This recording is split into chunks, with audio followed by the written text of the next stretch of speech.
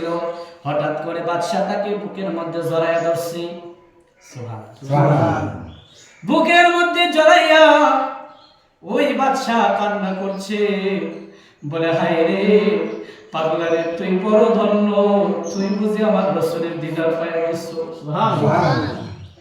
ওই বর্তমানে বাদশার যত ছেলেমেয়েরা ছিল সবাই বলতেছে, হুজুর গত কয়েকদিন আগে এই লোকটা পাগল ছিল, অথচ এই লোকটারে আপনি বুকের মধ্যে জড়ায় রাখছে, একটু কারণটা যদি বলতেন।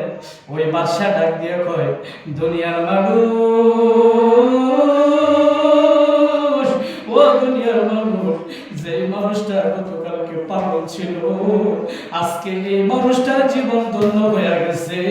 আমি স্বপ্নে যুগে দেখলাম এই পাগলার কপালের মধ্যে আমার রাসূল চুম্বন মোবারক করেছে।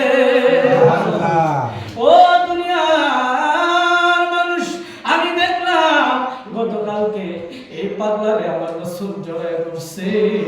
হায়রে আমি বাদশা হইয়া এই স্বপ্ন দেখলাম, অথচ আমি বাদশা হইয়া নবীকে পাইলাম না। এই ব্যক্তিটা পাগল হইয়া নবীকে কেমনে চিন্তা বাড়াইছে। এই জন্য বাবা, পাগলদেরকে দেখলে ঠাট্টা মস্কারি করবেন না। জানেন না আপনি এই পাগলের মধ্যে কি আছে? কথা বল না, ঠিক কিনা? এই পাগল দেখলে কখনো মস্কারি ঠাট্টা করবেন না, কারণ কার ভিতরে কি আছে জানে একমাত্র কে? আল্লাহ। আমার ভিতরে, আপনার ভিতরে, তার ভিতরে কি আছে কেউ বলতে পারে না। বলতে পারেন কে? আল্লাহ। এই জন্য কারো সাথে ঠাট্টা মস্কারি করা যাবে না। ওই বাদশা তাকে যখন জড়াইয়া ধরল, সকল মানুষ জিজ্ঞাসা করলো তাকে কেন জড়াইয়া ধরলেন, সে তো পাগল। এই বাদশা যখন একটা পাগলের জড়াইয়া ধরলো, মানুষ আশ্চর্য হয়ে যাবে না? ভালো মানুষই তো জড়াইয়া ধরতে গেলে হিমশিম খায়। বাদশার সাথে জড়াইয়া ধরছে, বাদশার বুকের সাথে আরেকটা মানুষের বুক মিলছে, মানে ওই মানুষটারে সম্মান করে মানুষ। বাদশা যেহেতু সম্মান করে, মানুষও তারে সম্মান করে। যেহেতু পাগলের জড়াইয়া ধরছে, এবার মানুষ জিজ্ঞাসা করতেছে কেন তারা জড়াইয়া ধরলেন? বলছে আমার নবী দেখলাম গতকালকে আসা তার কপালের মধ্যে চুমো খাইছে। শুধু চুমো খাই নাই, তারা জড়াইয়া ধরছে। এই জন্যই আমি তাকে এইভাবে তাকে জড়াইয়া ধরছি, কারণ তার জীবন আমার রাসূলের জন্য ধন্য হয়ে গেছে।